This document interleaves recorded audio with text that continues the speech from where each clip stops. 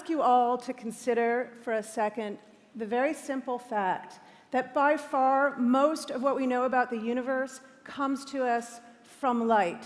We can stand on the earth and look up at the night sky and see stars with our bare eyes. The sun burns our peripheral vision. We see light reflected off the moon. And in the time since Galileo pointed that rudimentary telescope at the celestial bodies, the known universe has come to us through light across vast eras in cosmic history. And with all of our modern telescopes, we've been able to collect this stunning silent movie of the universe, these sort of series of snapshots that go all the way back to the Big Bang. And yet, the universe is not a silent movie, because the universe isn't silent.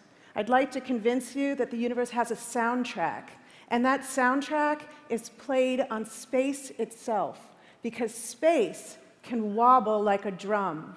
It can ring out a kind of recording throughout the universe of some of the most dramatic events as they unfold.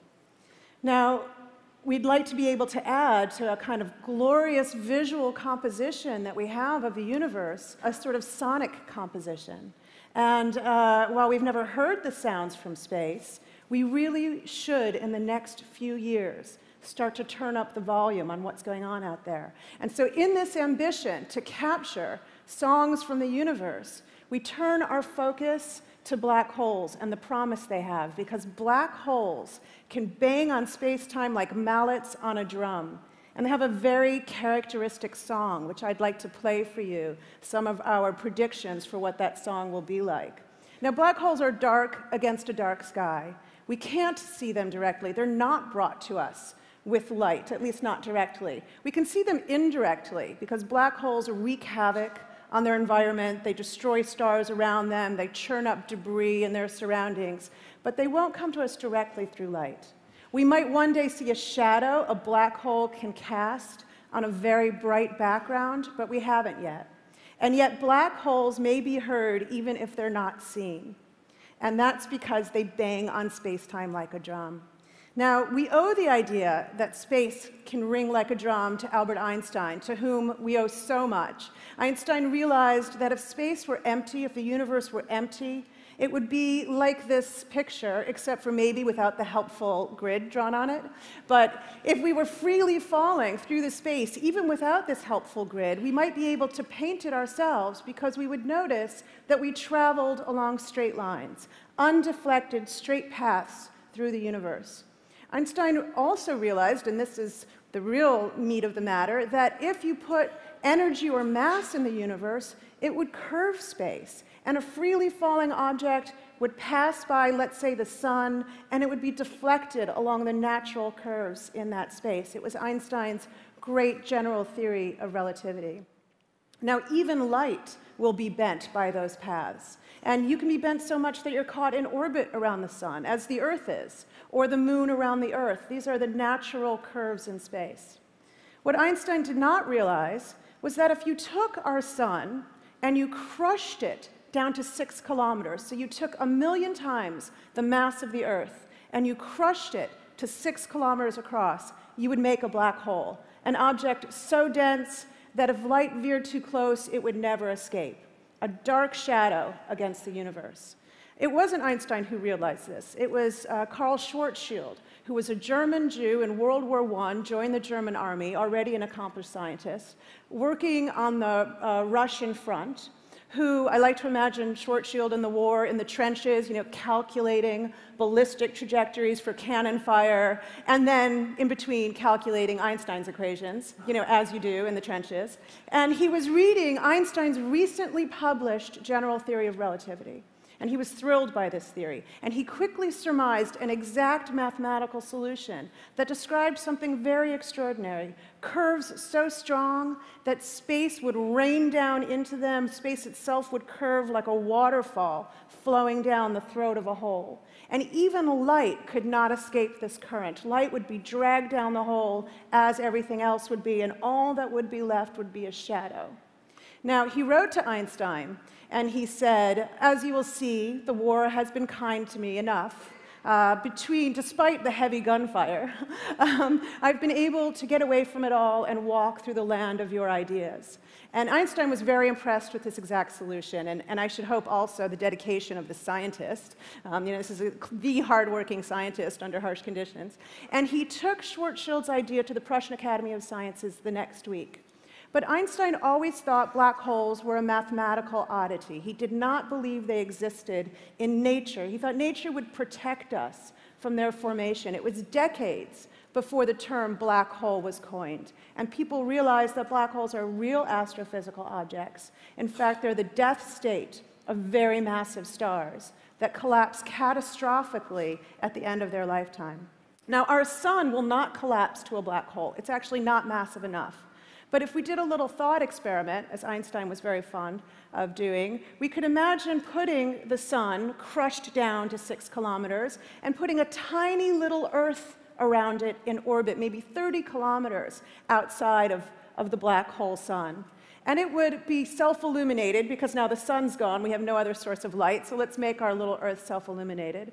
And you would realize you could put the Earth in a happy orbit, even 30 kilometers outside of this crushed black hole. This crushed black hole actually would fit inside Manhattan, more or less. It might spill off into the Hudson a little bit before it destroyed the Earth. But basically, that's what we're talking about. We're talking about an object that you could crush down to half the square area of Manhattan.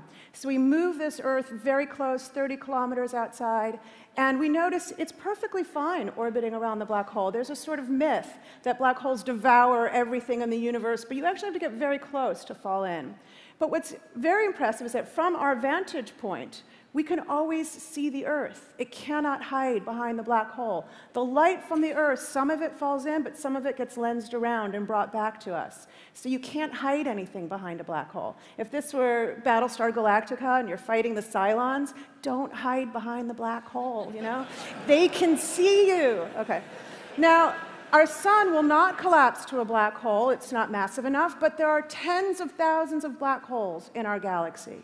And if one were to eclipse the Milky Way, this is what it would look like. We would see a shadow of that black hole against the 100 billion stars in our Milky Way galaxy and its luminous dust lanes. And if we were to fall towards this black hole, we would see all of that light lensed around it, and we could even start to cross into that shadow and really not notice that anything dramatic had happened. It would be bad if we tried to fire our rockets and get out of there, because we couldn't, any more than light can escape. But even though the black hole is dark from the outside, it's not dark on the inside, because all of the light from the galaxy can fall in behind us. And even though, due to a relativistic effect known as time dilation, our clocks would seem to slow down relative to galactic time, it would look as though the evolution of the galaxy had been sped up and shot at us right before we were crushed to death by the black hole. It would be like a near-death experience where you see the light at the end of the tunnel, but it's like a total death experience. And there's no way of telling anybody about the light at the end of the tunnel. Now, we've never seen a shadow like this of a black hole, but black holes can be heard even if they're not seen. Imagine now taking an astrophysically realistic situation. Imagine two black holes that have lived a long life together. Maybe they started as stars and collapsed to two black holes, each one 10 times the mass of the sun. So now we're going to crush them down to 60 kilometers across.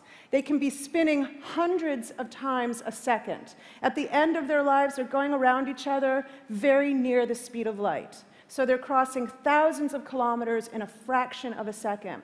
And as they do so, they not only curve space, but they leave behind in their wake a ringing of space, an actual wave on space-time. Space squeezes and stretches as it emanates out from these black holes banging on the universe.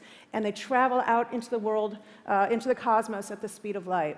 This computer simulation is due to a relativity group at NASA Goddard. It took almost 30 years for anyone in the world to crack this problem. This was one of the groups.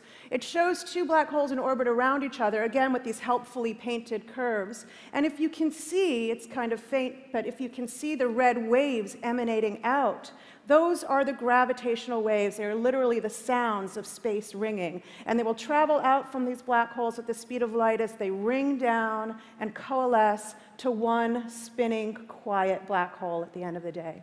If you were standing near enough, your ear would resonate with the squeezing and stretching of space. You would literally hear the sound. Now, of course, your head would be squeezed and stretched unhelpfully, so you might have trouble understanding what's going on. But I'd like to play for you the sound that we predict. This is from my group, a slightly less glamorous computer modeling, but imagine a lighter black hole falling into a very heavy black hole. The sound you're hearing is a light black hole banging on space each time it gets close. If it gets far away, it's a little too quiet, but it comes in like a mallet, and it literally cracks space, wobbling it like a drum, and we can predict what the sound will be. We know that as it falls in, it gets faster and it gets louder, and eventually, we're going to hear the little guy just fall into the bigger guy.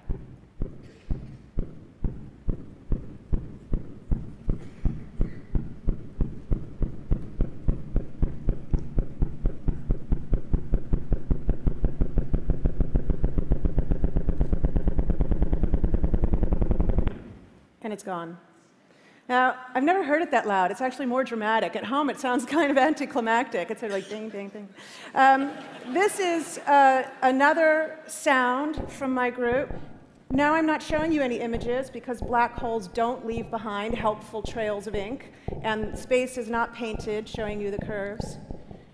But if you were to float by in space on a space holiday and you heard this, you want to get moving.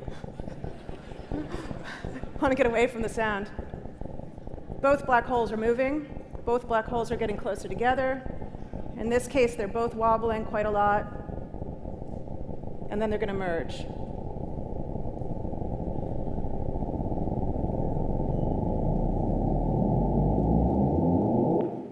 And it's gone. Now that chirp is very characteristic of black holes merging, that it chirps up at the end. Now, that's our prediction for what we'll see. Luckily, we're at this safe distance in Long Beach, California, and surely somewhere in the universe, two black holes have merged. And surely the space around us is ringing after maybe traveling 1,000,000 light years or 1,000,000 years at the speed of light to get to us. But the sound is too quiet for any of us to ever hear. There are very industrious experiments being built on Earth, one called LIGO, which will detect deviations in the squeezing and stretching of space at less than the fraction of a nucleus of an atom over 4 kilometers. It's a remarkably ambitious experiment, and it's going to be an advanced sensitivity within the next few years to pick this up. There's also a mission proposed for space, which hopefully will launch in the next 10 years, called LISA. And LISA will be able to see supermassive black holes millions or billions of times the mass of the sun. In this Hubble image, we see two galaxies. They look like they're frozen in some embrace, and each one probably harbors a supermassive black hole at its core. But they're not frozen, they're actually merging. These two black holes are colliding, and they will merge over a billion-year timescale. It's beyond our human perception to pick up a song of that duration. But LISA could see the final stages of two supermassive black holes earlier in the universe's history, the last 15 minutes before they fall together.